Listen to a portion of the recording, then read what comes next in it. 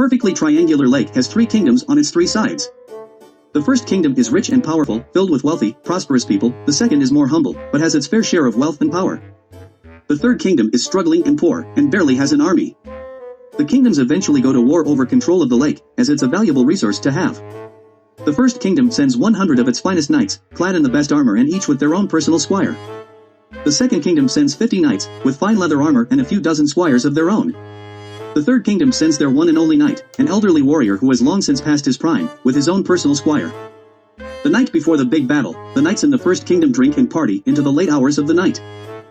The knights in the second kingdom aren't as well off, but have their own supply of grog and drink well into the night. In the third camp, the faithful squire gets a rope and swings it over the branch of a tall tree, making a noose, and hangs a pot from it. He fills the pot with stew and has a humble dinner with the old knight. The next morning, the knights in the first 2 kingdoms are hungover and unable to fight, while the knight in the third kingdom is old weary, unable to get up. In place of the knights, the squires from all 3 kingdoms go and fight. The battle lasts long into the night, but by the time the dust settled, only one squire was left standing, the squire from the third kingdom. And it just goes to show you that the squire of the high pot and noose is equal to the sum of the squires of the other 2 sides. Thanks for watching. Don't forget to like and follow for more great jokes.